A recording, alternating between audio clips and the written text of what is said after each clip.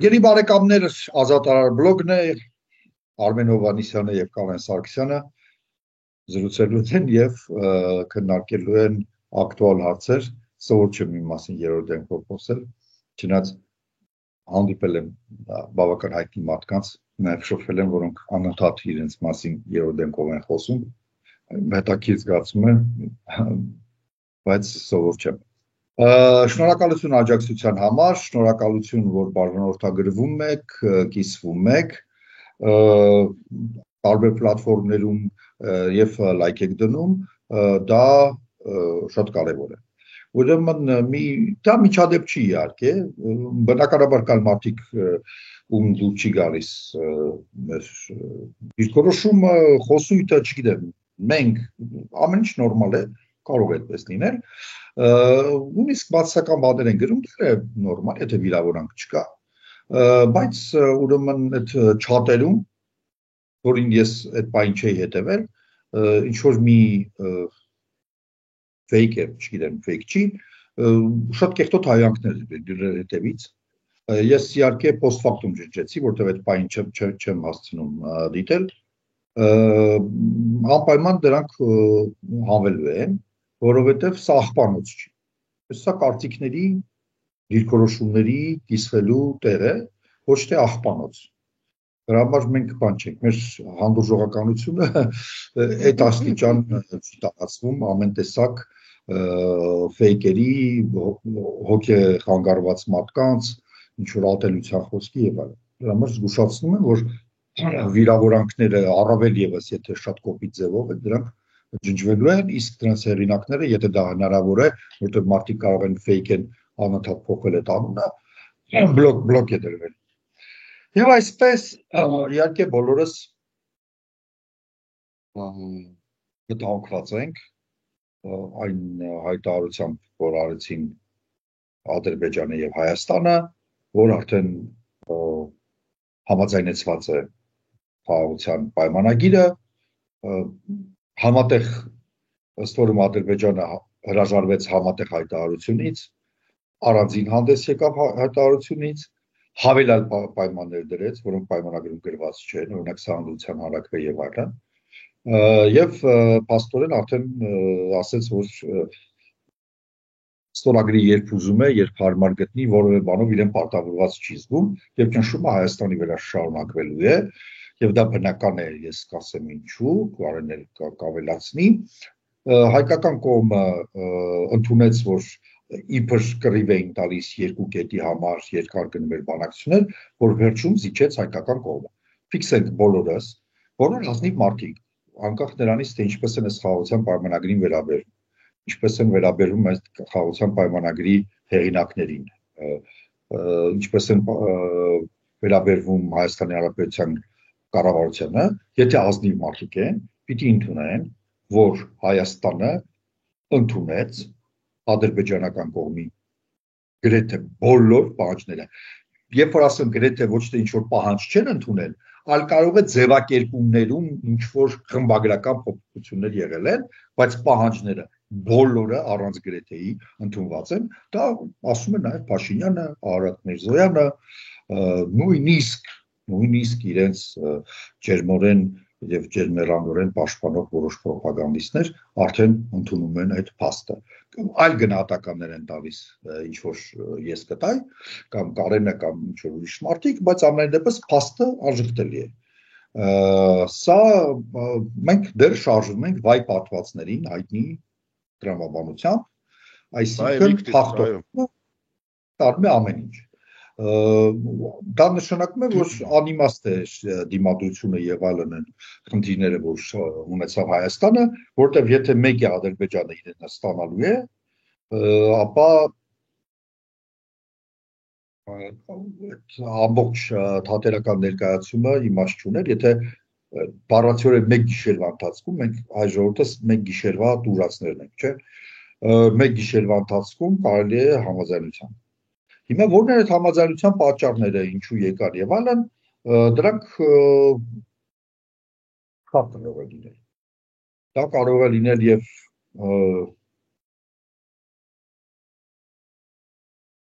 նույնիսկ ֆինանսական պատճառներ, հա, հիմա շրջանառվում է եւ դա ճիշտ է, որ 750 միլիոնի պարտատոմսեր են ուրեմն թողարկել եւ ինչն է հետաքրքիր, չէ՞, մեզ տարիներով հատուկում են մեր գլուխները, որ Հայաստանի տնտեսությունը ֆենոմենալ լավ վիճակում է, ահռելի երկնիշ, լավ ոչ երանիշ, աճ է ապրում, որ այսպեսի լուրջ արդյունքներ երբեք չեն եղել, ամեն ինչ լավ է, դրան զուգահեռ նայեք ինչ է կատարվում։ Բարձրացվում է հարկային բեռը, կտրուկ է բարձրացվում, ոչ թե սահուն, այլ կտրուկ բարձրացվում է հարկային բեռը, ըստ որում հիմնական հարկատուն դառնում է միջին դասը, ոչ թե հարուստները, մեծահարուստները, ընկերությունները, միջին դասը, եւ մեր արտաքին պարտքը եւս 750 միլիոն դոլարով, այսպես մեկ ակնթարթում բարձրացվում է։ Ես այն տեսությունը, որ դա առնելու է Ադրբեջանը, Թուրքիան եւ այլն մի կողմ եմ թողում, դեռ չունեմ ապացույցներ, կունենամ, եթե ունենամ, կասեմ։ Բայց այն փաստը, որ նայեք, ծաղկուն էկոնոմիկա, հարկերի բարձրացում, արտաքին պարտքի բարձրացում։ Մենք պատերազմով երկիր չենք,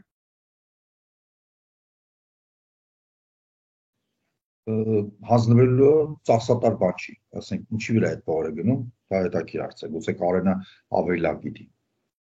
Հիմա կարող եք ասել, ինչ ես այդպես հանգիստ խոսում այս հայտարարության եւ այլն մասին, որովհետեւ սա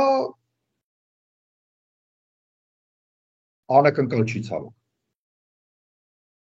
Սա ցավոք անակնկալ չի։ Սա ցավոք քալիստների իրենց քաղաքականության, իրենց պրակտիկ եւ ռոմանտիկ շեղումների արդյունք է։ Ռոմանտիկ իդեմս հավերժխաղաղության, ռեգիոնալ, չգիտեմ ինչ համագործակցության եւ այլն, իսկ պրակտիկը զուտ մնալ կերակրատաշտակի մոտ, նստել պետության գլխին, չտալ իշխանությունը որևէ մեկին եւ շարունակել կառավարել։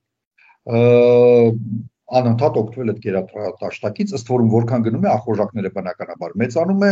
ձեռքը ավելի խորն է գնում դեպի կերակրատաշտակը, որքան գնում է ավելի շատ են տվյալները կոռուպցիայի մասին եւ այլն եւ այլն։ Չնայած այստեղ կա նաեւ մեղմ կոռուպցիայի դեպքեր, ոչ թե երևույթներ ամբողջ, դա էլ հետաքրքիր բան է, մի օր խոսենք դրա մասին։ Եվ հիմա հարցը այն է, որ նայեք, ինչու խորհրդանական ընդդիմությունը,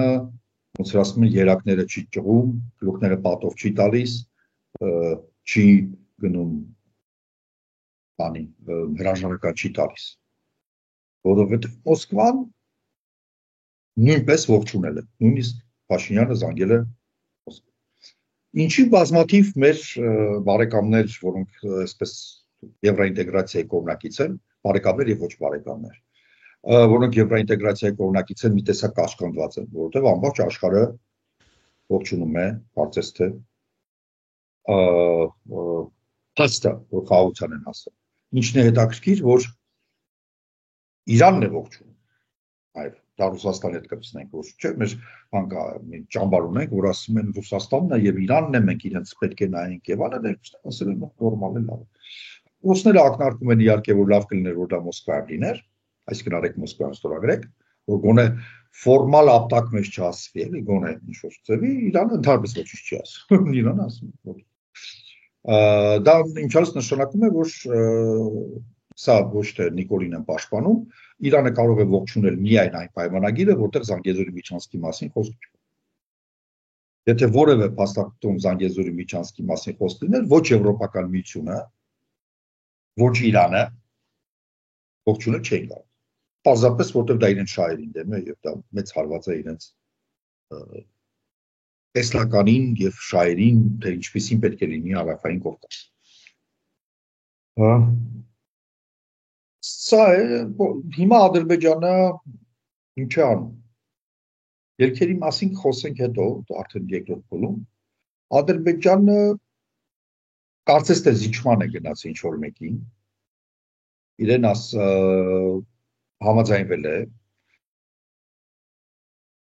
բայց հասկացնում է ողջ աշխարհին, որ ցանկացած հավելյալ քայլ բխելու է իր պատկերացումներից։ Իր պատկերացումները շատ պարզ են, սուվերեն Հայաստան չպետք է լինի։ Շատ հետաքրքիր է, որ համատում է, որ սովետական միության ժամանակ Ալիևը իր խոսքում ասել է, ժողովուրդները բարեկամական ապրում են։ Սովետական միության ժամանակ Հայաստանի Հանրապետություն միջազգայինորեն ճանաչված պետություն չկար։ Այսինքն խաղաղ կարող են ապրել։ Ադրբեջանը չկար այդ մի քիչ հետաքրքիր տարբերակը։ Անշուշտ չկար։ Ու իդեպ մենք ունեինք արտգործնախարարություն կներեք։ Իրանք էլ ունեին, բոլորն էլ ունեին, 15-ներ ունեին։ Բայց բացի Ուկրաինայից եւ Բելարուսից, որը կարելի ասել պետականության մի քիչ ավելի բան, որտեղ ՄԱԿ-ի կողմից ճանաչված էին եւ ներկայացված էին։ Հա, ճիշտ է, ձայնի իրավունք ունեին, ձայնի իրավունք։ Հա, մենք չունեինք։ Ընդհանրապես որևէ միջազգային կազմակերպությունում ուղղակիորեն մասնակցելու Հայաստանը իրավունք չունի։ Բայց մենք դա շատ ֆորմալ բաներ է, մենք հասկանում ենք սովետը ինչ էր, ասենք խոշոր գործանիտանորեն դու չէիր կարող նշանակել ու մնաց խոսում ենք էլի ասում խոսում ենք բան կան չէ ֆորմալիստներ որ բանի օրենքի տեսակետից է ինչ ստորակետով բան Հայաստանը բան չէ կյանքը ով որ սովետական միություն չի տեսել չի հասկանում չի պատկերացնի թե դա ինչ երկիր է լավ հիմա սա բան է որ հնարավոր է դեսուվերենիզացիա Հայաստանի եւ դա է տեսնում Ադրբեջանը որպես լուծում։ Իրենք չեն ཐակցնում, որ սուվերեն ինքնիշխան Հայաստան պետության հետ համատեղելի չեն համարում իրենց։ Եվ դա երևի ճիշտ է։ Իրենք չեն պատկերացնում, որ այստեղ լինի Ադրբեջանը։ Իր օրենքներով, կյանքով, բարքերով, չգիտեմ, բանակով եւ այլն։ Իսկ ով կլինի Հայաստան, իր օրենքներով, իր բարքերով, իրենք Հայաստանի մեջ տեսնում են էգզիստենցիալ վտանգ, ինչը Ալիևը ամիսը երկու անգամ մանրամասն պատմում է ինչու եւ այլն եւ որտեղ մենք ռասայապես ցածր ժողովուրդ ենք, որտեղ մեզ վստահել չի կարելի, որովհետեւ մենք այստեղ ապրել ընդհանրապես չենք ապրել,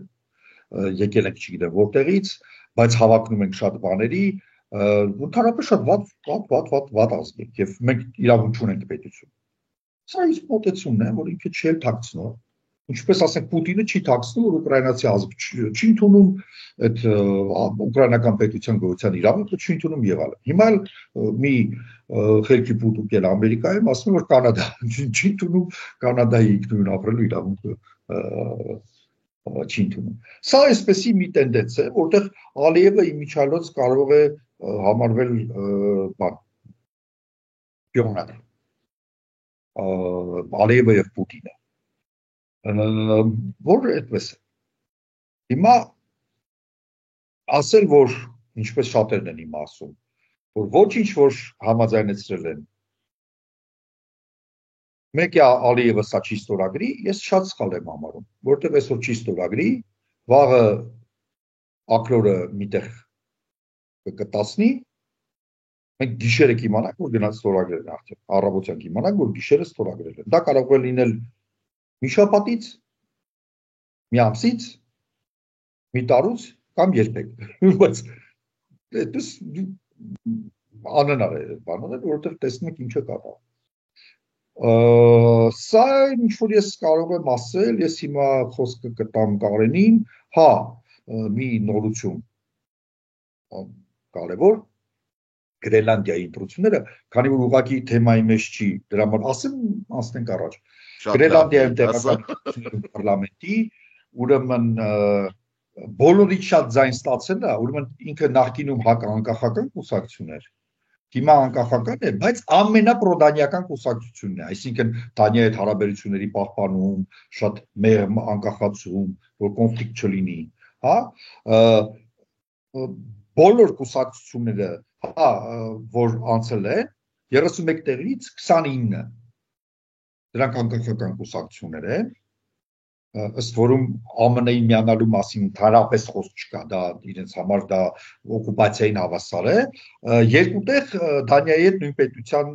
մեջ միացնալու կողմնակիցներ են 31-ից էսա նկատեք բոլոր երկրները որի վրա մասկը ճնշում է գործադրում այս կամ այն ընտրության օգտի այդ ֆունկցիան ոնց որ թե տրվել են մասկին, որտեղ ինքը կարող է իրեն ամապ, վերում է elbow up, այսինքն մարդիկ ասում են հայդե։ Սա հետաքրքիր Գերմանիա, Գրենլանդիա, աչքից առաջ Կանադա, համոզված եմ, որ Կանադա, կարևոր չի որ լիբերալ կուսակցությունը եւ նոր ժողովրդավարական կուսակցությունը կարող է կորցնել մեծամասնությունը, բայց այն վիճակում է Կանադան, որ Պոլիևը հանգարցելի ու ինչ որ իրաց թվա, որ իսինքը հպարտանում էր Տրամպի հետ բարեկամ միջև էս ամեն ինչը, որ ինքը Տրամպի հետ լավ է կամ ուզում է ինչ որ մի բան, ասենք մյուս անգամ այդ տեսակ չէ, բանի առաջ Ռուբիոյի առաջ այն 2 մետրանոց կարմիր գորգը տեսակ, որը ավարտվում էր այդ գորգի տերը Պոլիևը պարկած կլինի ու կասեն էս ասած։ Այդ կարմիր գորգը ավարտվում էր ցեխի մեջ, արա ինձ է դեր բացի։ Այդ կարմիր գորգը որը գնում է ցեխի մեջ։ Դա ինչեր է, չշերվենք, կասեն հատու։ Չէ, բարձրապես Գրենլանդիան կարևոր էր, որ ամբողջ աշխարհում ես դա անվանում եմ դիմադրության շարժում։ Նոր Մոլոտով-Ռիբենտրոպ պակտին։ Այո։ Որը ցավոք, ես չգիտեմ կարողն է համաձայնա թե չէ, իմ կարծիքով ոչ թե դեռ պիտի կնքվի, ինքը արդեն գաղտնի կնքված։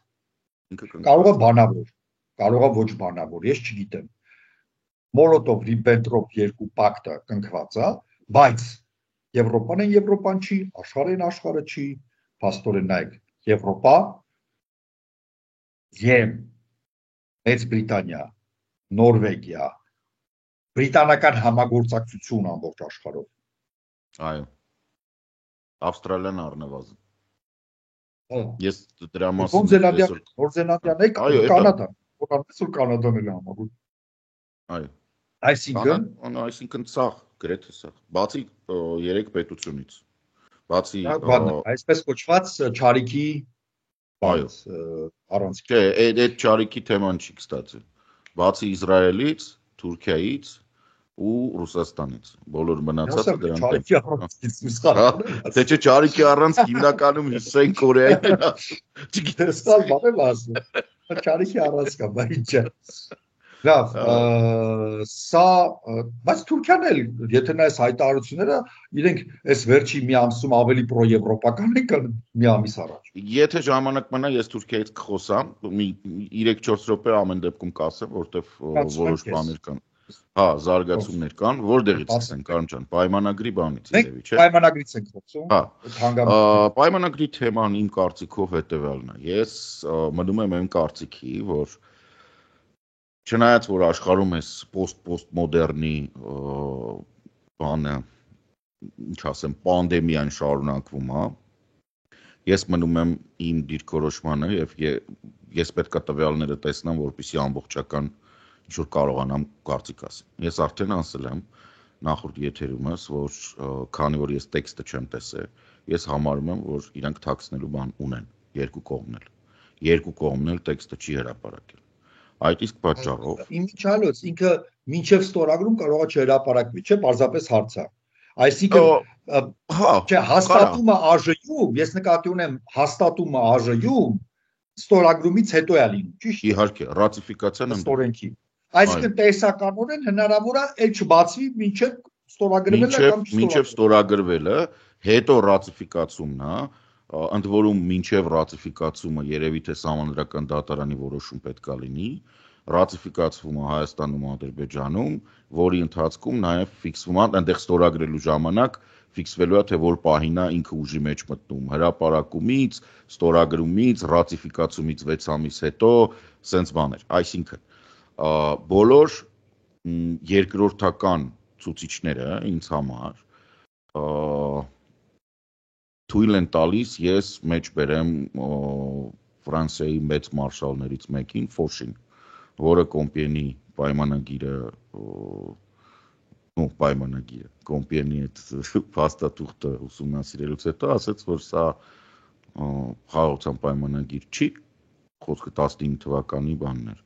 երբ որ Ռեյնի շրջանը պետք է ապամիլիտարիզացվեր, դեմիլիտարիզացվեր, գերմանական զորքեր պետք է չլինեին, բաներ։ Մարշալ Ֆոշի հայտնի հայտարարությունն է, որ սա խաղաղության մասին չի էս պայմանագիրը, այլ 20 տարվա զինադադար։ Եվ հիմա սենց ամենաառաջի բանը Ներես 20 շատ ասացիր։ Չէ, ես քեզ Մարշալ Ֆոշի բանն եմ ասում։ Մեր դեպքում 5։ Մեր դեպքում իրականում սենց է։ Ես իհարկե պատկերացնում եմ ոնց է Նիկոլը մի քիչ ստեղ ինքը սովորա, չէ՞, մի քիչ վերեր կթողի Չեմբերլենի դեմքով կգա կասի։ Այստեղ դրած է իմ եւ պարոն Հիտլերի կամ Ալիևի ստորագրությունը եւ ես դες բերել եմ խաղաղություն։ Իրականում դա այդպես չի, խաղաղություն չի լինելու։ Եվ գրեթե բոլորը հասկանում են։ Հիմա մի փոքր անդրադառնամ իմ կարծիքով, ինչու է ամբողջ աշխարհը, ինչ են մեր բոլոր դաշնակիցները եւ բաները ողջունում, որովհետեւ առաջին անգամ սովետական հետ սովետական տարածքում, ինչ ես ատում եմ այդ ձևակերպում, բայց ամեն դեպքում ռուսական կայսրության դեօկուպացված տարածքներում առաջին անգամ առանց Ռուսաստանի միջազգային հանրության հիմնականում ԵՄ-ի ճնշման տակ ստեղծվել է փաստաթուղթ, ինչ որ փաստաթուղթ, որովհետև մենք հասկանում ենք, որ այս փաստաթղթի տակ կամ փաստաթղթի շուրջ Ալիևի բանակցության հիմնական պատճառը եւ պայմանը դա ԵՄ-ի եւ ժամանակի նաեւ արևմուտքի ճնշումն է։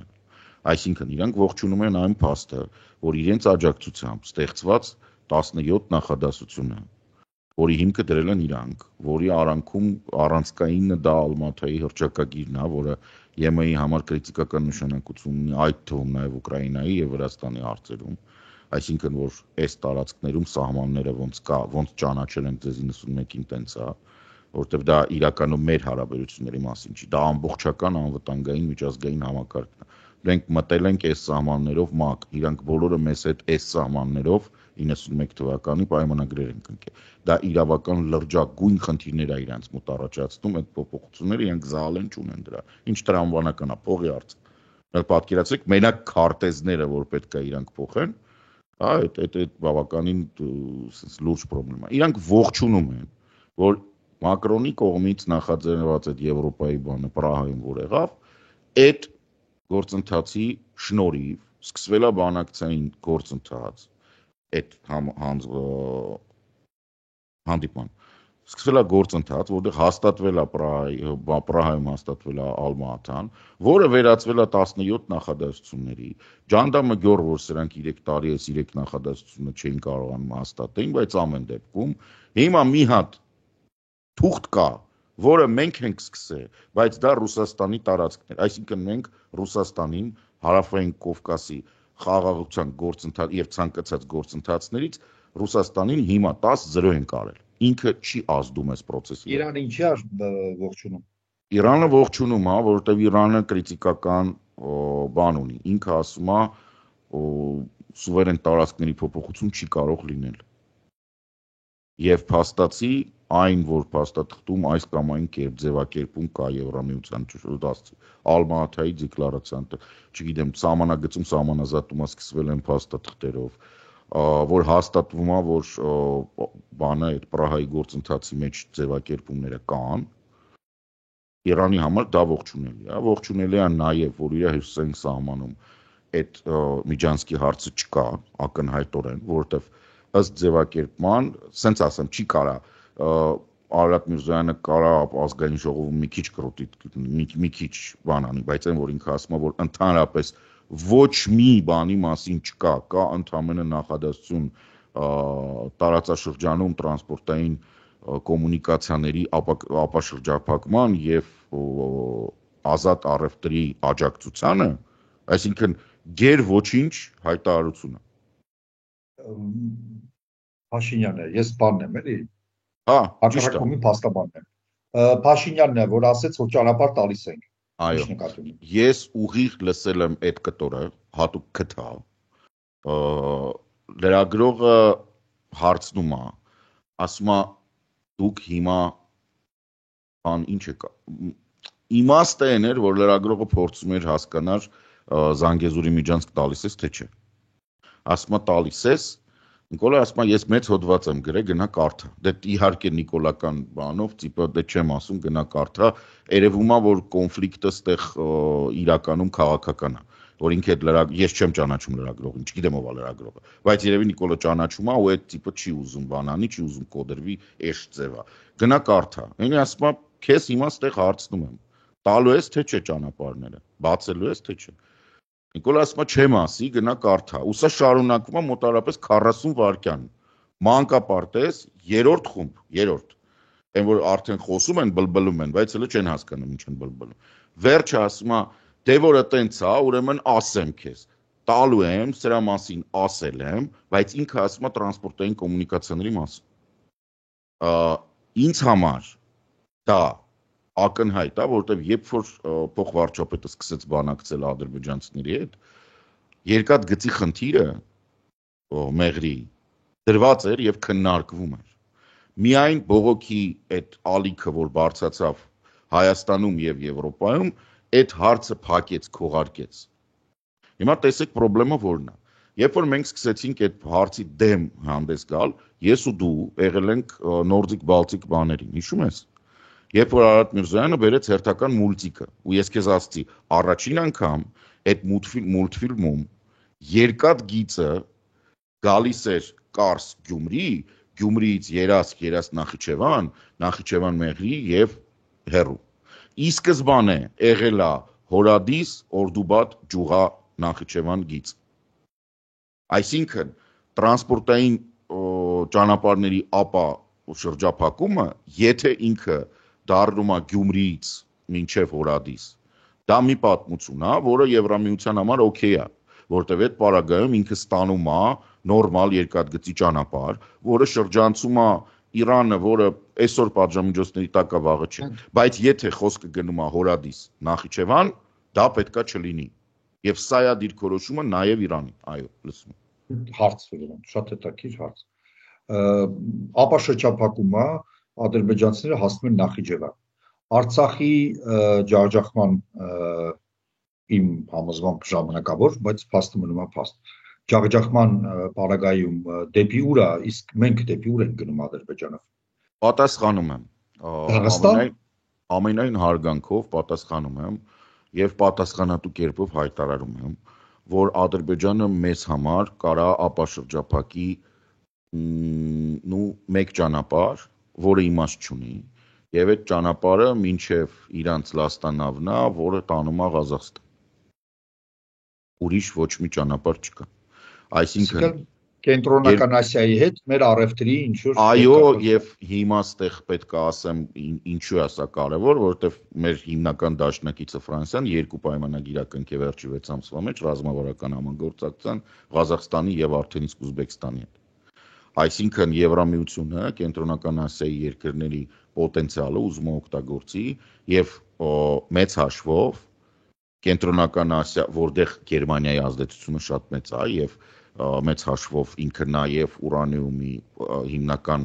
աշխարհի արտադրողներից մեկն է, չնայած հիմա Կանադան ասում է, որ Elbrus-ը եկեք ես ձեզ կտամ Ամերիկային չեմ տա, բայց ամեն դեպքում ինչ-որ բալանսի հարց է։ Սա միակ բանն է, որը կարա աշխատի։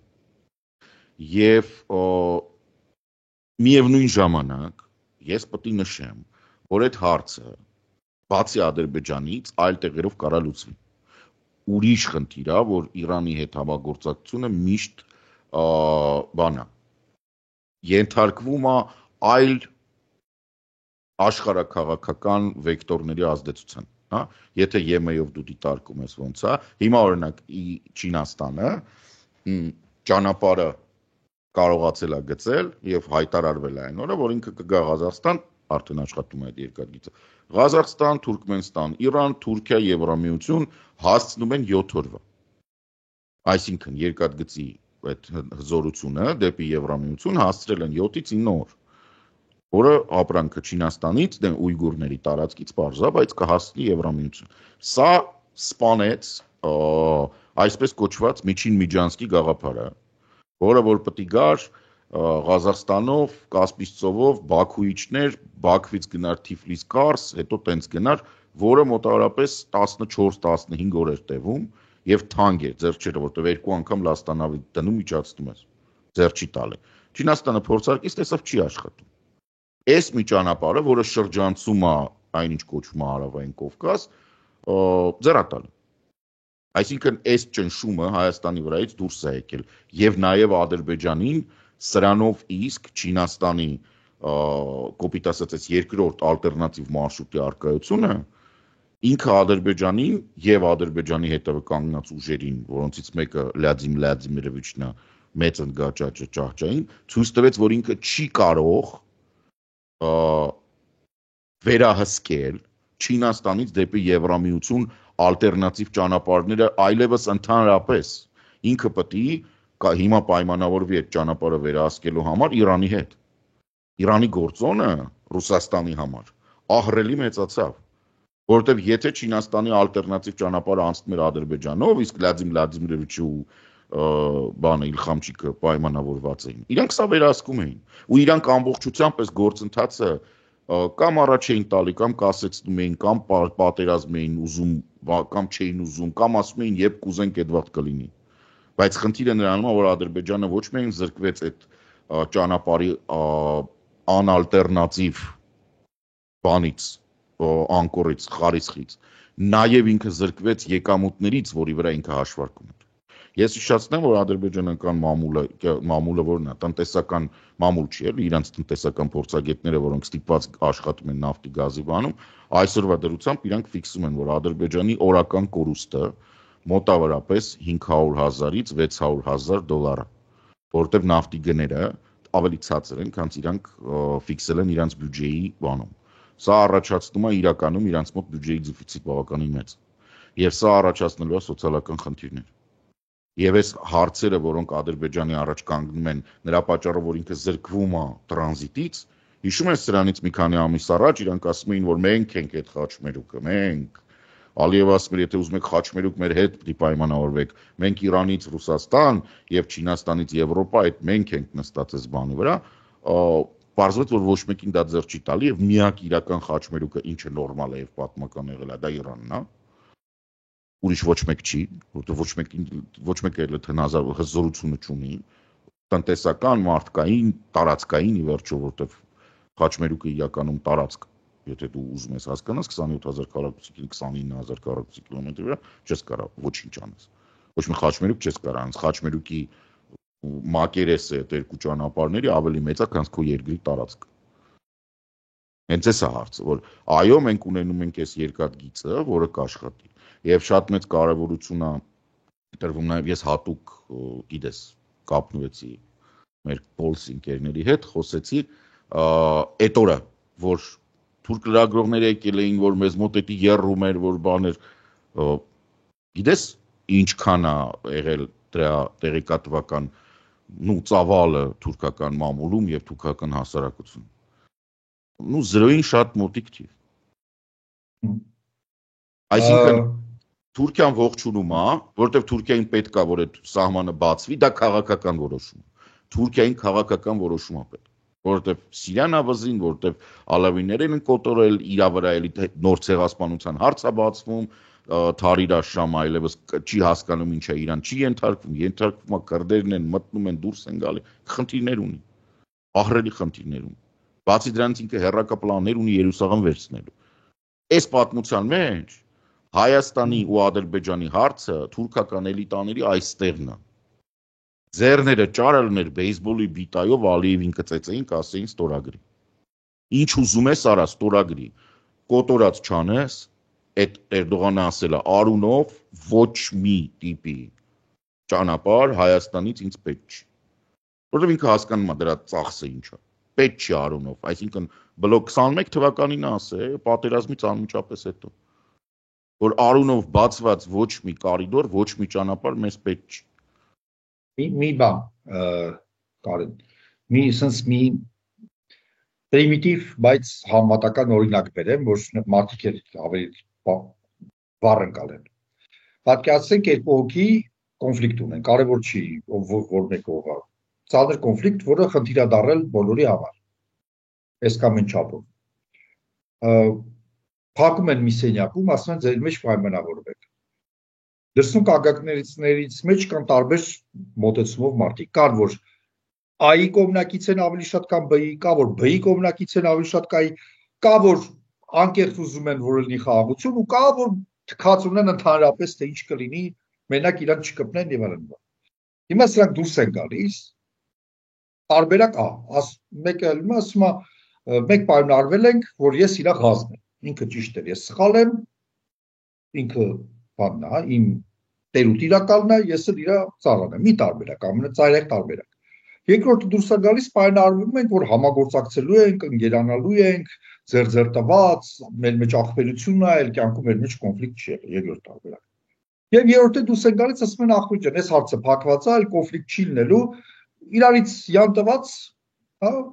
ապրելու ենք մեր համար։ Փողոցում տենանք կբարևենք, չտենանք չենք կբարևի։ Երրորդ տարբերակն։ Ըստ որում դուսը սպասողները, ով ստիպել է իրաց մտնել սենյակ, բոլոր երեք տարբերակներն ստիպված են ընդունել։ Որով են նրանք դուրս գան, կարևոր չի։ Այլ խնդիրը, որ իրանց ներքին ռեակցիան տարբեր կլինի, որտեղ կրկնում եմ, դեռ տարբեր մարդիկ կան, այ կոմունակիստներ կան, բի կոմունակիստներ կան, հա, եւ կան բաներ,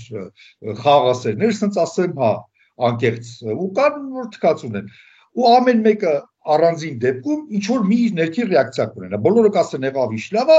բայց կասի չէ, ախր, ասես մեկը կասի, մեկը բնի։ Հիմա երբ որ ասում են ինչի աշխարհը ողջունում, բան չասի, չէ։ Նա դե կռիվ տվեք։ Չի կարող աշխարհը դες բան ասել։ Դեռ զիջման չուզում է այս ռոպագանդիստները այստեղ երկեն զիջման չափը որոշվում է Երևանում։ Ինչ ուզում է, հանգամանքները շատ են արտաքին, որոնք ազդում են դրա վրա։ Բայց զիջումների պայմանագրի, որը իրականում ես բազմից թղթի կտոր է ոչ մի խաղաղություն չի ապահովելու, որը երաշխավորված պատերազմ է, բայց 20 տարի հետո չէ, 5 տարի հետո երաշխավորված 3-5 տարի հետո։ Հա,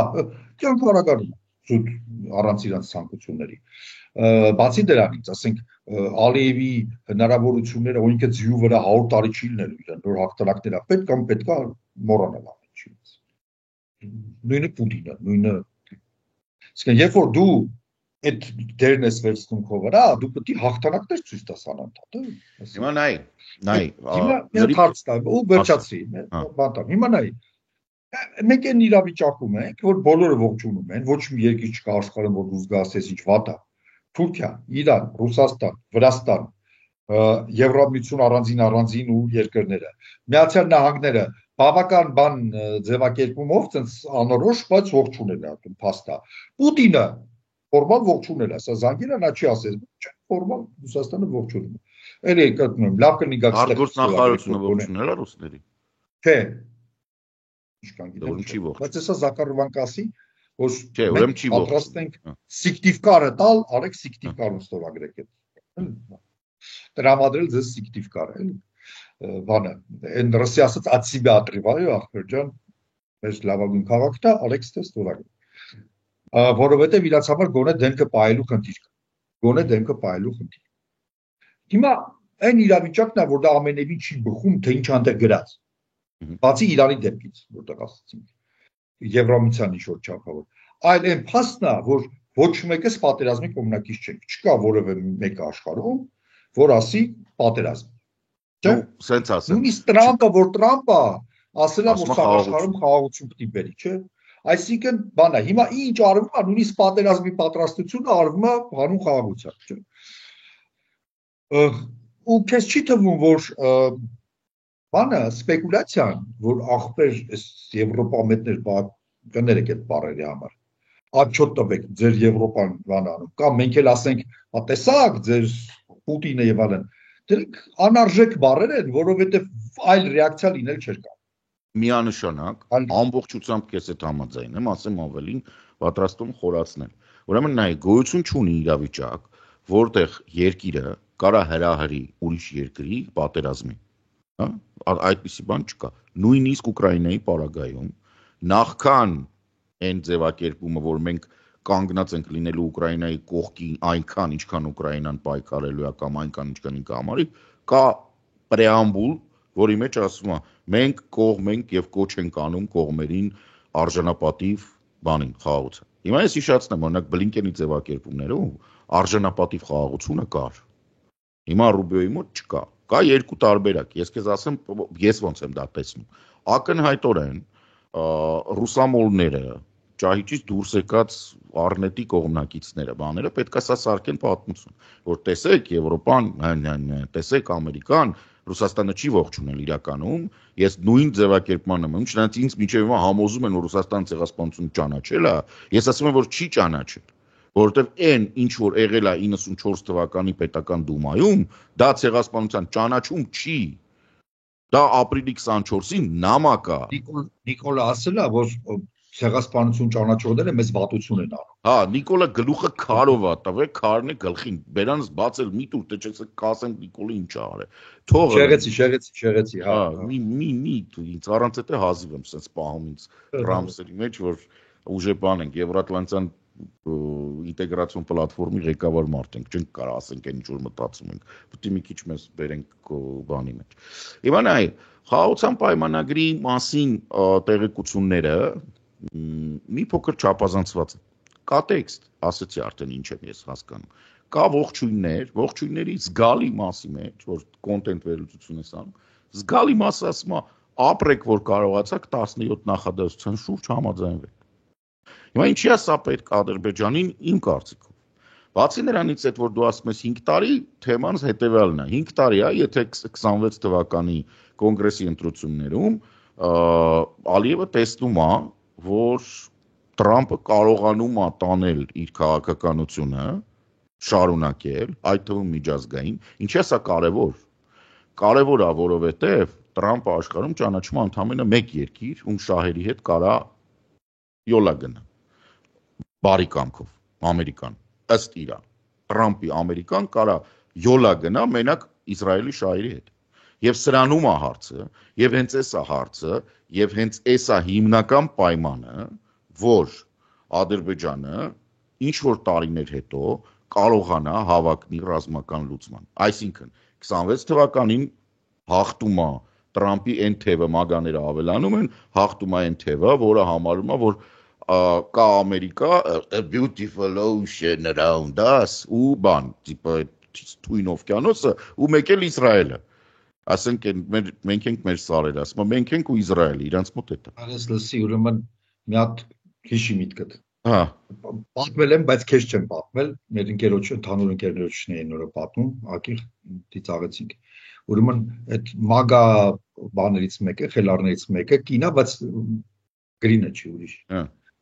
Ուրեմն բան անում։ Գրմա ինչ որ մեկ անկետ է եղածրել, գրմա իր համոզմունքները։ Հա, սենց հայտնի բան էլի, որ փաստորեն բանը կրոնապետություն, սենց աշխարհիկ պետությունից խալ գաղափար է, սենց այնպես բան գրում է։ Մեկ էլ հասնում է մի բանի, որ ես ճիշտ ասած Ամերիկայի իզոլյացիոնիզմի կողմնակից եմ։ Այսինքն պետք է կոնցեպտը, որ Ամերիկան գոյություն ունի 200 տարի, մեզ չի նորություն չի։ Մոնրոյի դոկտրինա, այո։ Բայց մենք պետքա դաշնակից լինենք Իսրայելի հետ։ Դասում ես հետաքրքիր է, լսնում ձեր փաստարկները, որովհետև դա մեր կերոնական պարտքն է։ Okay։ Ну, դասական։ Հենց ասենք հիմա նայ, ես նկարագրեցի համար մեկ պայման, որ Տրամպի այդ թևը, որը համարում է, որ Իսրայելը ինչ անում է, ճիշտ անում, լավ է անում, աղտի։ Երկու, այդ ընթացքում Բիբի Նետանյախուը մնում է իշխանության, որտեղ դա էլ է կասկածելի, դա էլ է հարցական։ Տես հավանականությունները բազմապատկվում են, եւ երբ որ իրանք բազմապատկվում են, ընդհանուր քո ասած պրոյեկտի հավանականությունը ընկնում է, տենց է, հաղթեսը տենց է, հավանականության տեսությունը ասում է, եթե բազմապատկում ես, ապա վերջնականի բանը ընկնում է։ Օրբանը պետք է մնա, իսկ 26 թվականին ընտրություն ունի։ Օրբանը պետք է մնա, սա պետք է մնա։ Վուչիչը պետք է մնա։ Օրբանը պետք է մնա։ Վուչիչը ջանդամ, Ալիևի տեսանկյունից, գիտես ինչն է էական, որ Հայաստանում 26 ջանդամ չի, որովհետև Ադրբեջանի նավթի գազի գլխավոր սպառողներից է աշխարհում այսօր։ Այսինքն իրանց հավասարման մեջ ահագին բար կորի։ Այնտեղ գումարն Վուչիչը պետք է մնա, Օրբանը պետք է մնա, Ֆիցոն պետք է մնա, Նետանյահուն պետք է մնա, Չարյաց փոքրագույն լիբերալները պետք է պարտվեն, ճիշտ է, արդեն էդ էլ պահպանողականները անկախական են բան, բայց Կանադայում գոնե իրանց թշնամի լիբերալները, թշնամի բացայ թշնամի լիբերալները բայց սպասի, բայց այդտեղ շատ կարևոր բան կա, որտեղ մենք կարանք այդ հարցը լուծենք։ Ամենակարևոր պարամետրը այդ հավասարության մեջ 26 թվականին Հայաստանի ընտրություններում Նիկոլ Փաշինյանը չհավաքի ինքնուրույն չհավաքի մեծամասնություն։ Այսինքն, եթե Հայաստանում ընտրությունների ընթացքում չէ, ընտրությունների ոչ ինքնուրույն, չէ, ոչ ինքնուրույն, դա вообще իդեալականն է մեր համար եւ մղձավանջն է Ալիևին, բայց եթե Հայաստանի ընտրություններում ձևավորվում է այնպիսի ազգային ժողով, որտեղ Եվրամիության ասոցիացիան փաստաթղթի դիմումի հարցը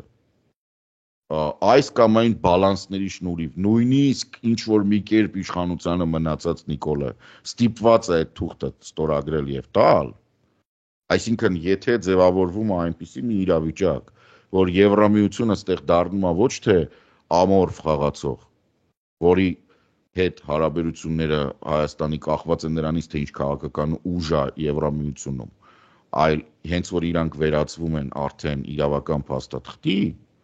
ստեղ ամբողջ հավասարման այդ մի պարամետրի փոփոխությունը ամբողջ հավասարումը փոխում է։ Իմ անունքով այդ համաձայն չէ։ Դες ԿՊ-ն չեմ քննարկում, որովհետև ԿՊ-ն ստանալու է ինչ որ քանակության ձայն, ես կուզեմ լինի շատ քիչ, կարող է մի քիչ ավելի շատ ստանա, քան ես ուզում եմ։ Հարցը դա չի, դա կոնտրոլնա որոշելու է, չէ։ Այդ այլ խնդիր է, բայց Նիկոլ Փաշինյան անունով վարչապետ Հայաստանը չպետք է ունենա։ Դա բացառվում է։ Այդ ԿՊ-ի մասին չեմ խոսում, որովհետև իրանց դերը դու ասցիր, եթե նույնիսկ Նիկոլ Փաշինյանը։ Դե վերջ։ Հասկացա։ Ընդունեց։ Այդ էջը հայ ժողովրդի պատմության, որի վրա գրած է Նիկոլ Վովայի Փաշինյան, պետք է փակված լինի մեկ ընդմիշտ, որ շանս տա նոր կառավարություններին, մեկ ըստ որում դա մի չէ, դա տարիների խնդիր է։ Կամած այդ ճահճիճ դուրս գալ, մի քիչ, սկզբից մի սանտիմետր մազերից քաշելով, հետո ձեռ գտնել, ձեռքից բռնել, օգնեն, հետո փայտ տան ձեռդ, հետո բա դուրս գաս այս ճահճից։ Եթե հանկարծ այդ պարոնը մնաց Հայաստանի Հանրապետության վարչապետ, ուրեմն դեպի վեր մենակ դեպի ներքև։ Նայ, սենց ասեմ, էլի տարբերակներ կան, եւ այդ տարբերակներից մեկը, օրինակ, եթե այդ հավասարման մեջ համընկնում է, որ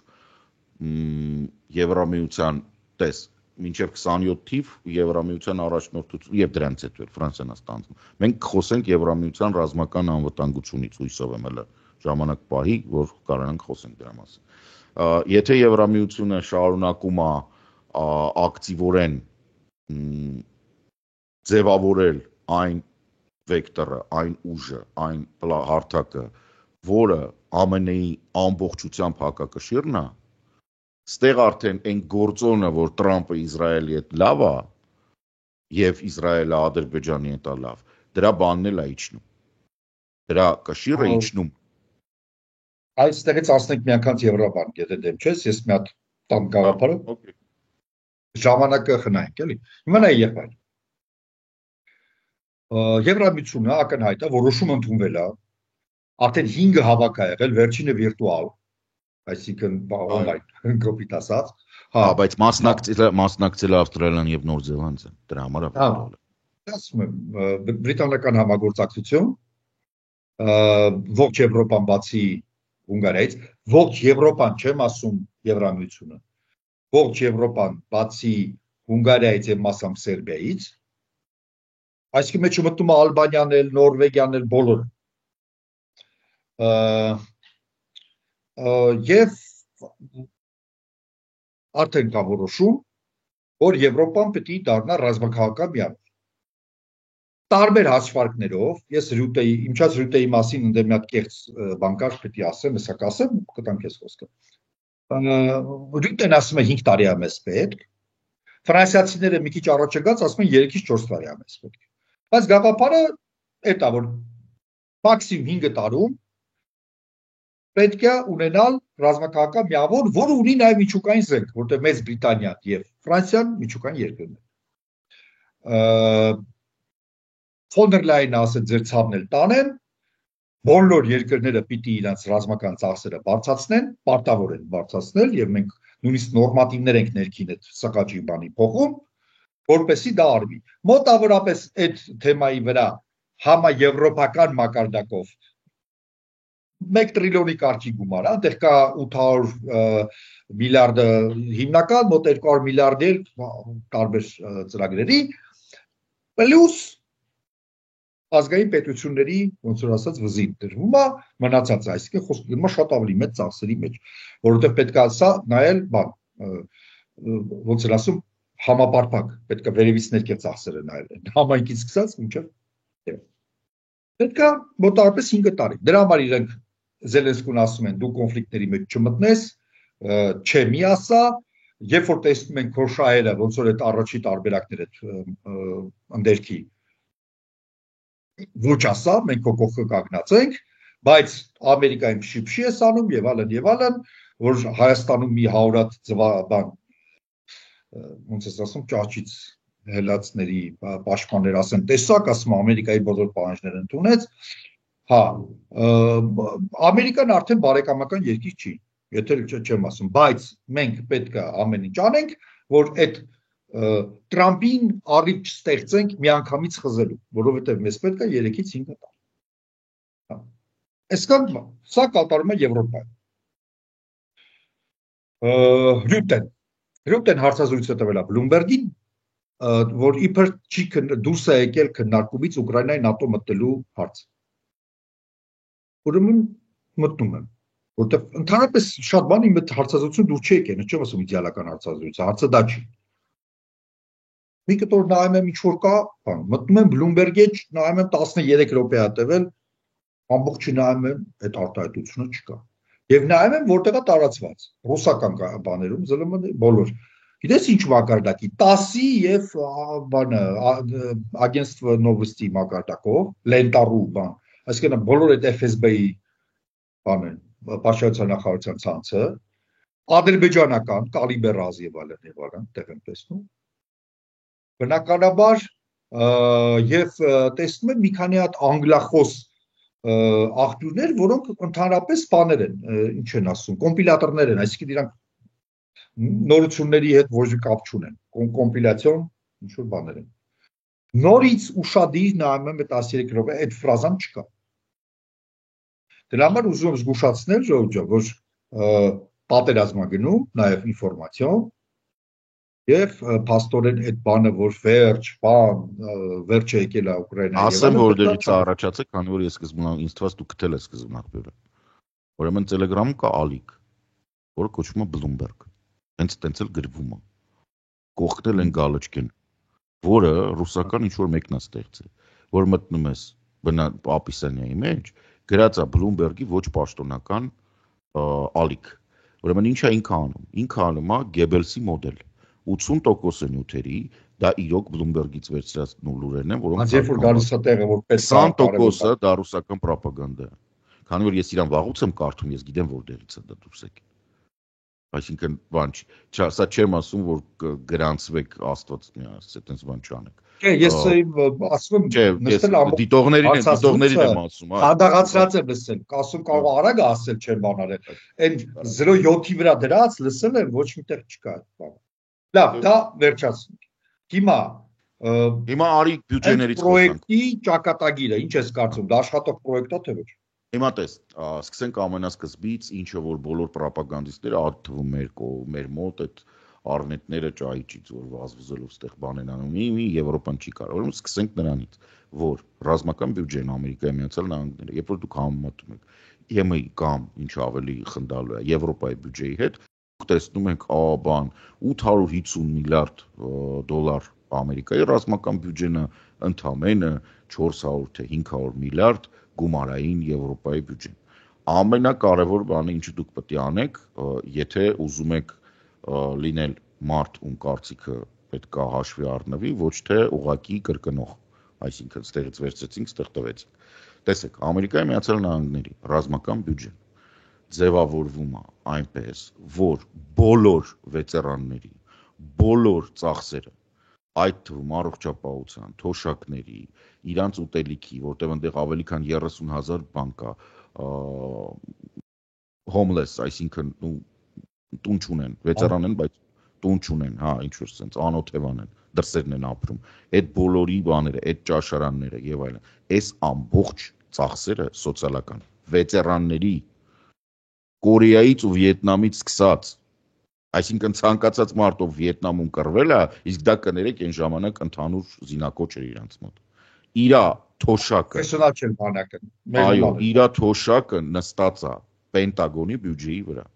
Եվ երբ որ դուք սա գիտակցում եք ու հասկանում եք, որ 850 միլիարդից առնվազն այս տարվա բյուջեով 386 միլիարդ դոլարը դա այն մարդկանց թոշակներն է, ովքեր իրոք թոշակառու են, իրանց սոցիալականն է, այդ հաշմանդամության բաներն է, իրանց հոսպիսների ու բաների թիվն է։ Բարձրն է բանակից եկածների, որտեղ 50%-ը փակվում է ԱՄՆ-ն։ Այո, եւ չէ, դա չի։ Այդ չի վետերանների բացառապես սոցիալական եւ բան։ Այսինքն դուք 380 միլիարդը տեղից իջնում եք, տակը մնում է 500 միլիարդ։ Հաջորդը, որը դուք պետք է հասկանաք, որ դարպաները, ֆանտազիաները, Պենտագոնի, այդ բոլորը ֆինանսավորվում է այդ բյուջեից։ Ֆանտազիաները, օրինակ, Զունվալ տիպի նավը, էսմինիցա, որը հայերեն չգիտեմ ոնց է, էսմինից չունենք, նավատորմ չենք ունեցել, չենք թարգմանել։ Դրա համար է տենց ինչ-որ բան է, ինքը դիստրոյեր է, գործընիկ։ Ֆանտաստիկ թիվ է նստել, ոչ մի բանին պետք չի։ Մոտավորապես 120 միլիարդ տարեկան Պենտագոնը ցբխում է այն ծրագրերի վրա, որոնք լավագույն դեպքում կարող է 10 տարի հետո զենք դառնան, 10 տարի կամ չդառնան։ Այդ որ նայում եք, ամեն տարի իրանք կասեցնում են ինչ-որ մի պրոյեկտ։ Օրինակ, Boeing-ի ստեղծած ցածր որն է 100-120 կիլոմետրի վրա թռչող այդ հայտնի չի, տիեզերական բանա, թե ինքնաթիռայական չի։ Դա 18 միլիարդ դոլար է տարեկան իր սպասարկում, բայց իրանից մի հատ է ինքը փորձարկման մեջ է։ Այսինքն, երբ դուք հանում եք բոլոր այն ծախսերը, որոնք չեն վերաբերվում բուն բանակի հզորացմանը, ու դրան գումարում եք լոգիստիկ ծախսերը, որովհետև Ամերիկայի Միացյալ Նահանգները ունեն ավելի քան 2,500 ռազմական բազա ամբողջ աշխարհով։ Եվ դրա լոգիստիկան շատ թանկ է։ Դա էլ է Պենտագոնի վրա նստած։ Այսինքն, չգիտեմ, Գուամ կղզու վրա կամ ինչ-որ բան, Հնդկական օվկիանոսի մեջտեղը գտնվող, որի կողքը ոչինչ չկա, ջուր, բուրգեր, կոկա-կոլա ու KFC բդիկներ հասցնելը դա թիվ է։ Այս թվերի մասին է խոսքը։ Երբ դուք այս ոչ սպეციფიկ ծախսերը հանում եք, Եվրոպայի բյուջեն, երբ որ ինքը պաշտպանության բյուջեն է, այդ 380-400 միլիարդը հիմա որ կա, ինքը Եվրոպայի պաշտպանության բյուջեն է։ Այդտեղ անձնակազմի աշխատավարձն է, սպասարկումը տեխնիկայի եւ նոր տեխնիկայի գնումները ուրիշ ոչ մի բան 3 կետից է բաղկացած նու ինչ որ մոբի բաներ եւ այլն մոբ պահելու բայց այդ բոլորը ծախսը ասենք դուք որ բացում եք Ֆրանսիայի, Նիդերլանդների, Բելգիայի, Ֆինլանդիայի, Շվեդիայի բյուջեն որ բացում եք պաշտպանության անվտանգության պաշտպանության բյուջե ամեն ցենտը այնտեղ որ գրած է այդ գնում է պենեին ոչ մեկը չի գնում սոցապին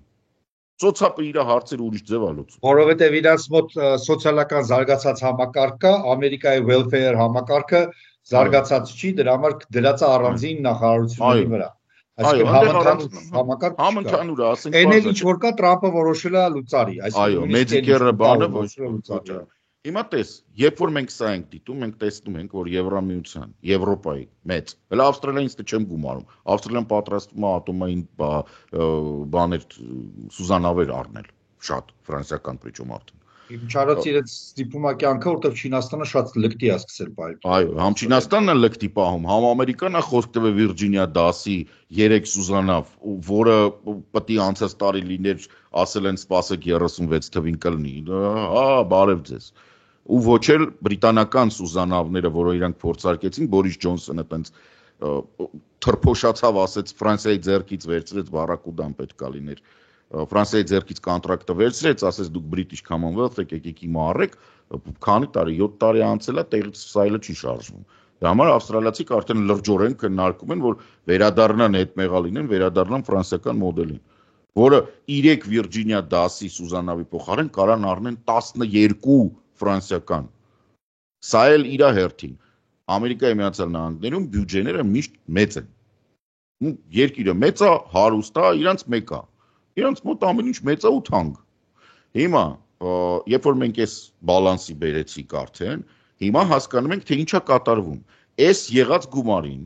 որը իրականում, այն որ 380-ը հանեցինք սոցիալական ծախսերա, 100 միլիարդը, 120 միլիարդը դա դարպան, այդ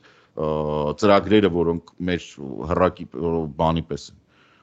այդ տալիս են հետազոտությունների, ինչ կլինի, չի լինի, ոչ մի հենց հիմա չի, այս տարվա բանը չի ազդում, այսինքն տակը ընդ է մնում այնքան ռուսերեն սովետական միջնում կոչվում է նիոկր, այսինքն հետազոտական ծախսեր Այո, այնտեղ նաև լոգիստիկան է ահռելի թիվ, ասցի, որտեղ Հնդկական օվկիանոսի կենտրոնում մի հատ կղզի է, որ դե 10,000 հոգի է ապրում, իսկ այդ կղզին կարա սպասարկի 300-ին։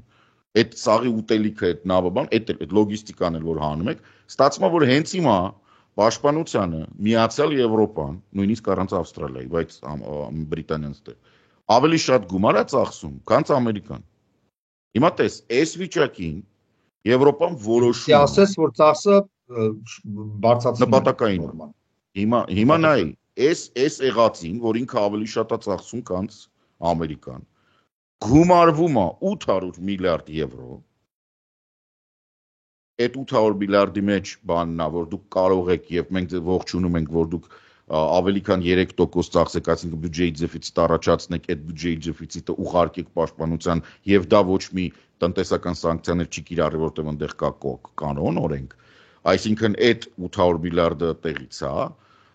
իրականում 680 միլիարդ է տեղ, պլյուս 150 միլիարդ Եվրամիությունը իր խնայած միջոցներից տալիս է ցածր վարկերով, որպիսի Եվրամիությունում արտադրվեն այն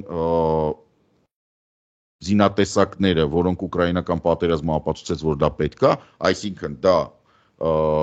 դրոներն են, պայմանական սենց ասենք, որտեղ տարբեր տեսակի դրոների մասն է խոսքը հոպի մասին է, հակաօդային պաշտպանության միջոցների եւ խոսքը հրետանու մասին է, այսինքն 3 կարևորագույն բաներ։ Սա պլյուս ակնհայտորեն երկրները արդեն իսկ որոշել են եւ ունեն կոնտրակտներ, որոնց իրականացումը հիմա է տեղի ունենում եւ սրա հաշվին սա կարող է հասնի 1.2 տրիլիոն 1.2 տրիլիոն զորքին սպառազինության գնմանը եւ հետագա զարգացմանը, այսինքն կիբերանվտանգություն բանը ինչ որ Ֆրանսիան անում է, այս գումարը Տրամպը մեջտեղից ճղվի չի կարա տա, որտեվ իր մոտ հիմա արդեն դեֆիցիտը 4 տրիլիոն։ Տրամպը 11% ուզում է կրճատի ռազմական ծախսերը Ամերիկան։ Հիմա ամենակարևոր բանը ասեմ ու քեզ փոխանցեմ։ Նայ, Ամերիկայի Միացյալ Նահանգները ունեն մեկ տիպի տանկ, դա Աբրամսն է, որը շատ է, բայց ուկրաինական պատերազմը, որտեղ 26 հատ եկա որպես փորձարկում, ուկրաինական պատերազմը ցույց տվեց, որ 64 տոննայանոց, այդ լավագույն դեպքում 64 տոննայանոց հրեշը եվրոպական ռազմական ճակատում դժվարությամբ է գործում։ Ու ավելի շուտ չի գործում, որովհետև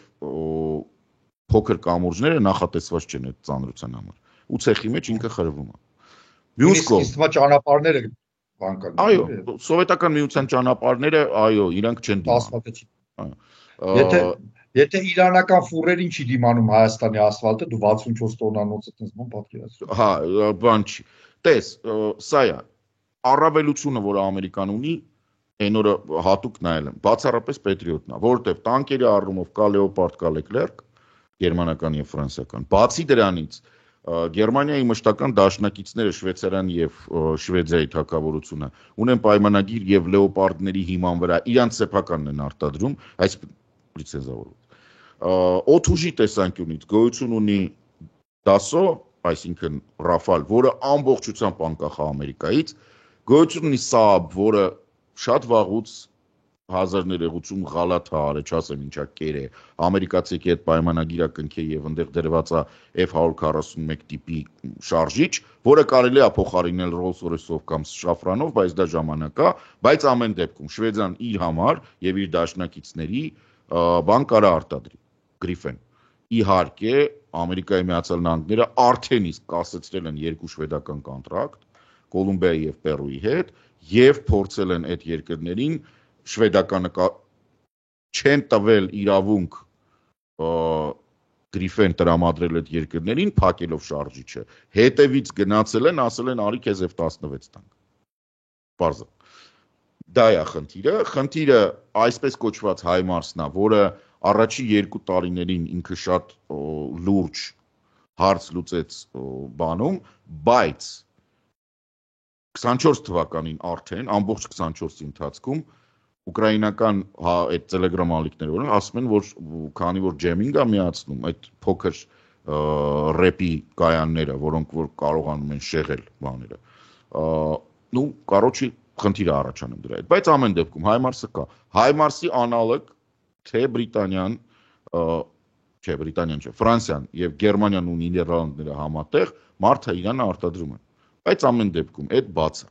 Հիմա 150 միլիարդ գալիս է այդ բացը լրացնելու։ Տանկեր, կործանիչներ, դե պարզա եկեք ծուրը նստենք, դուզը խոսանք, հա, Ամերիկայի Միացյալ Նահանգները գերմանական զենքի վրա են նստած։ Թե Zig-Zauer-ը, թե Beretta-ն, Beretta-ն իտալականա, թե բաները, հիմնական մատակարարները Ամերիկայի բաների, հա, մարինների բաները, եվրոպական ինժեներական միտք։ Այսինքն այդ եվրոպական ինժեներական միտքը ոչ միտեղ չի կորում։ Heckler Koch, Zig-Zauer, գերմանական, գերմանո-շվեյցարական այդ բաները, բելգիական հայտնի այդ բանը, ֆաները, այսպես ասած, իրանց, այսինքն ձեռքի զենքի տեսանկյունից էլ մենք Եվրոպան կոպիտ ասած անկախ է։ Դու տես, իրանք մեծ հաշվով ունեն երկու մեծ պրոբլեմ։ Իրանք ունեն պրոբլեմ, որ օրինակ Scalp-ի ու Storm Shadow-ի մեջ գոյություն ունի ամերիկյան կոմպոնենտ, որի պատճառով իրանք որպեսզի դա տրամադրեն Ուկրաինային, իրանք պետք է թույլտվություն ստանան եւ ամերիկյան հեռակակար անջատի, եւ դրա լուծումը այնա, որ իրանք շատ արագ այդ կոմպոնենտը պետք է փոխեն եւ Ֆրանսիան կարող է նույնիսկ մենակ ռեսուրսը։ Եվ իրանք չունեն Patriot-ի կարգի, որը հիմա ֆրանկո-իտալական սամթին բան է։ Իրանք փորձում են հիմա Լեկորնյուն են հայտարարեց, որ հիմա ունենք, բայց Ուկրաինային չենք տրամադրել, որովհետև ասում են չեն ուզել, չենք տրամադրել Patriot են բանը։ Ամենակարևոր լուրը ու հարցը։ Պորտուգալիան հրաժարվել է F-35-երից, որովհետև այսպես կոչված kill switch է, որը Ամերիկայի Միացյալ Նահանգների կոպիտ ասած Տրամպի ձեռքում է, kill switch-ը դա այն է, որ ինքը հեռակա կարա անջատի օրինակ F-35-ը։ Ինչը ճիշտ է խոսենք, Ֆրանսիան կիրառեց առաջին Իրաքի պատերազմի ժամանակ Իրաքի զենքերին։ Այո, հիմա ինչը դու ինչ օրինակ ես բերում։ Ինչը ճիշտ է, որովհետև 44-ի ժամանակ ռուսները դեռ անջատեց։ Նկատի ունեմ, դա տեխնիկապես նույնիսկ այն ժամանակ էր հնարավոր, հիմա ես դա լավ արել, որ անջատելա, բնականաբար ու Իրաքը չպետք է հաղթեր։ Հարցը դա չի։ Կանադան որ կա տստե բան, հասկացում կա այդքան։ Հիմա առավել Կանադան հրաժարվում է F-35-երի մեծ ծավալ ուներ, առաջի 12-ը վերստում մնացածից հրաժարվում է, խոսակցությունը ակտիվ գնում է եւ բանը խոսի դրա Պորտուգալիան արդեն հրաժարվել է, լիքը երկրներ կան, որոնք դրել են պատվերը, օրինակ Լեհաստանը կարող է որպիսի բազար չանի, Լեհաստանի արտադրությունն է մոռացել։ Լեհաստանը կարող է որպիսի շատ չսրի կոնֆլիկտը ելնելով քաղաքական տեսանկյունից իրանց մտերիմ հարաբերությունները։ Կարող է Լեհաստանը չհրաժարվի բոլոր F-35-երից, բայց մի պահ կարող է եւ հրաժարվի կեսից, որովհետեւ կոնտրակտները նայում են, ասենք կոնտրակտը կնքած, օրինակ Բելգիայի կոնտրակտը կնքած է մի հատ աստված։ 24-ից մի հատնա տված։ Հիմա Բելգիային ասում են սպասի, մի երկու տարուց կլինի։ Բելգիան կարա սպասի, կարա Ֆրանսիային ասի, չգիտեմ, արի ինձ Ռաֆալ տուր։ Որովհետև պրակտիկորեն Ռաֆալը արագությունով բացի ստելսից, որը ստելս գաղափարապես, այո, տույն է, այսինքն անտեսանելիություն, էդ էլ մի քիչ բան է։ Բոլոր մնացած պարամետրերով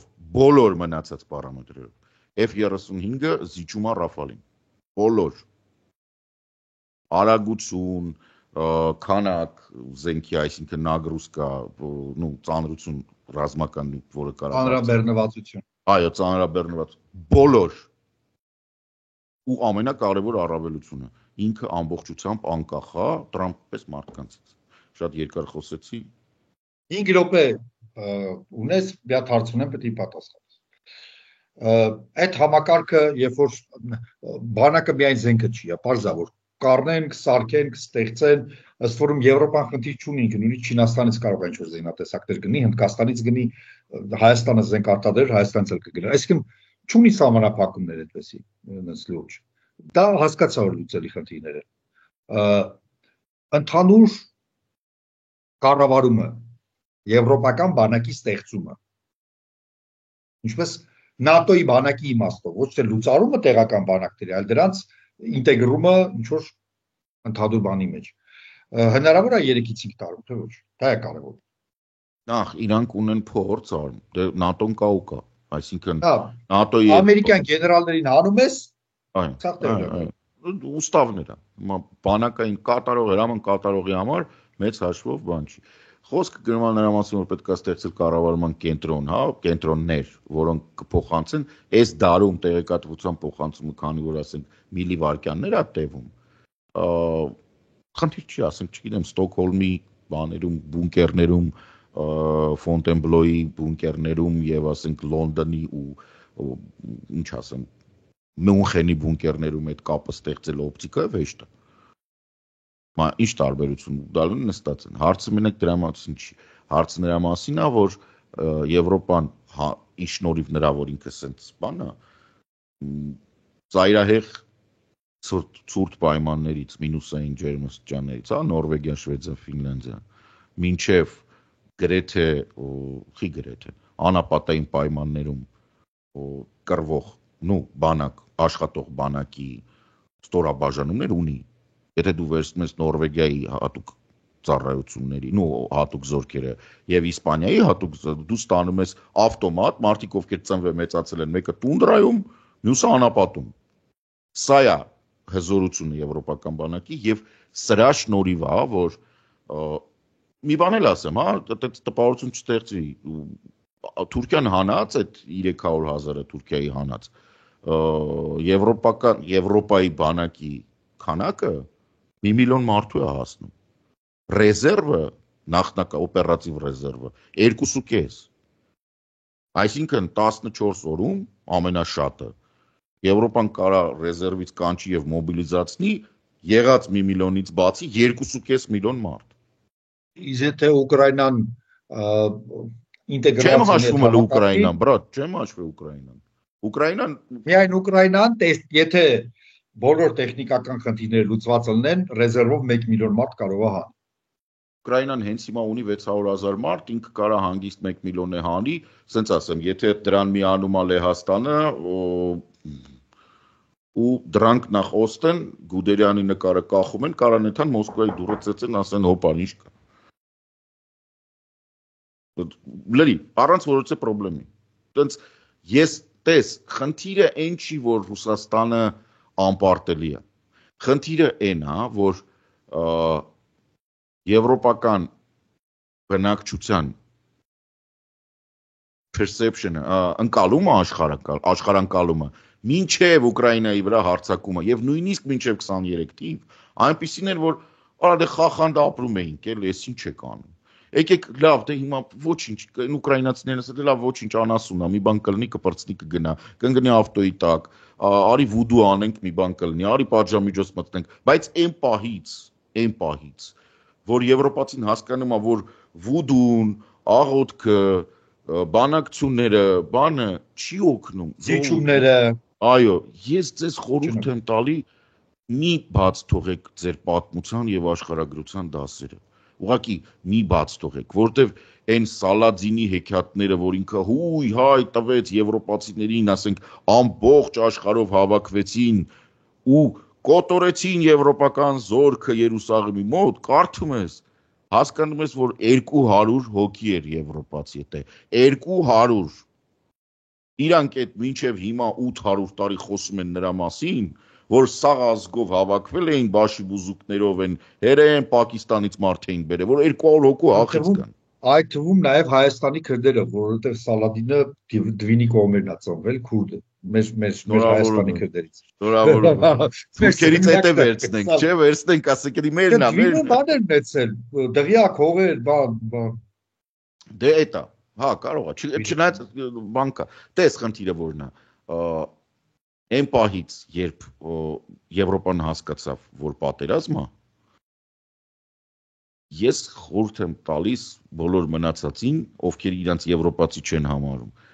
գնան ինչ որ անեն ստեղ, նույնիսկ Շանխայ մի գնացեք, որտեղ օպիումյան պատերազմները ցույց տվեցին Եվրոպան, որ ստեղն է հասնում, Շանխայում է ձեզ կգտնի։ Ինչ որ անեն ստեղ գնացեք, որ ոչ ծովը լինի կողքը, Ոչ է սպիտակ մարդ, որովհետև ձեզ կգտնեն, կկնքեն, հետո կտան գիրք կասեն մոտակա 100 տարի դու ես գիրքն ես կարդալու։ Լսի տեսար ես, այս էլ ասեմ ու ավարտենք Ֆիլիպինների նախագահին, որ հանձնեցի։ Դու հասկանում ես, չէ՞ որ սա դեմոնստրատիվ էր հենց հիմա։ Այո։ Որ երկրի նախկին նախագահը կարելի է եւ հանձնվելու է։ Այո։ Հիմա եւ սա մեսեջ էր համ Պուտինին, համ Նետանյահուին, երկուսին են։ Ու համ էլ ապտակեր Ամերիկայի, որը ասել Իմիջիայլոց Թրամփը դադարել է նաև ֆինանսավորել այլ խմբին, որը գտնում էր բաց աղբյուրներից, գտնում էր առևանգված երեխաներին, Ռուսաստանում, Ուկրաինայից առևանգված երեխաներին։ Ցավոք, դրա համար որ ասեմ Մոլոտով-Ռիբենտրոպ պակտը արդեն կա, պարզապես Թրամփը հասկանում է, որ ինքը կոնգրես, նույնիսկ հանրապետական կոնգրեսը թուղթը չի կարող մտցնել։ Դրա համար թղթի վրա ինքը չկա։ Որովհետև դա բան է, էլի, դա impeachment-ի թեմա է։ Նույնիսկ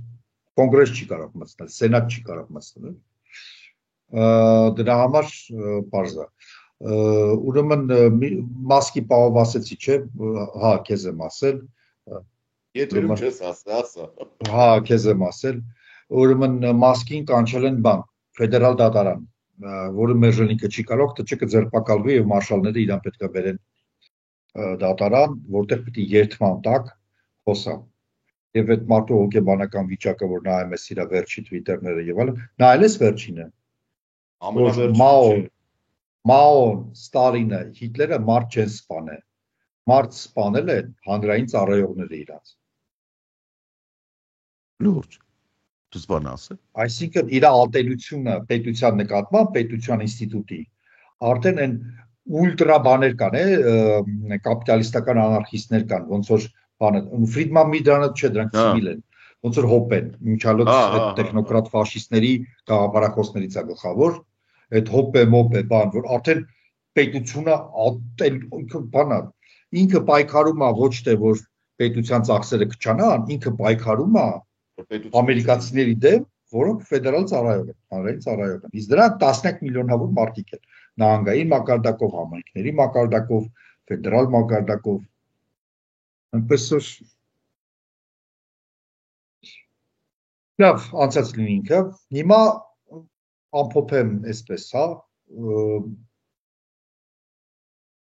Նույնիսկ եթե ստորագրվել է, թուղթը իհարկե միշտ ասել եմ, հիմա էլ կմնամ թղթի կտորը Հայաստանին անվտանգություն չի բերել։ Ավելին, դրա ավելի զիջողական տարբերակը, քան քննարկվում էր մեկ շաբաթ առաջ, էլ ավելի փոխել է դարձնում, որ էլ ավելի է մոտեցնում կոնֆլիկտը։ Կոնֆլիկտին դիմակայելու եւ դրա հաղթական դուրս գալու կամ այնպես հզոր լինելու որպեսզի դա չլինի, թե ինչա պետք դրա համար, պատմում էր Կարենը, պետք է այդ համակարգի մաս լինի։ Ակնհայտ է, որ միակ համակարգը աշխարհում, որ ոչ միայն պատրաստ է, այլ նաև ցանկություն ունի դիմակայել բռնապետներին, տեսնում ենք, որ դա Եվրոպա ռազմաքաղաքական այդ կառույցն է, որը հիմա փորձում է, ոչ թե փորձում է, այլ սկսել է։ Դա Եվրոպա արևմտյան մարդիկ տենց են, փողը որ բուզանին ու սկսել են։ Կարևորը փողն է։ Փողը կա, փողը ֆռնում է, ոնց որ մենք շոյցով ենք ասել, ուրեմն դարձը գնում է առաջ։ Եվ այստեղ կա կոնսենսուս, ոչ միայն կառավարող այդ ԵԺԿ լիբերալներ, սոցիալիստներ,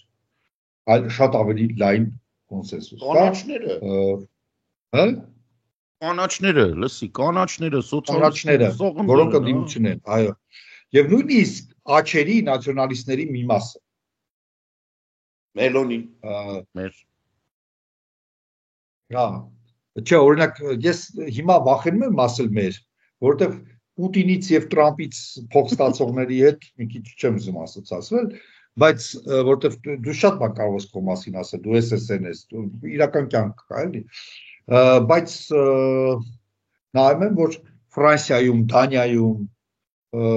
Բելգիայում աչերը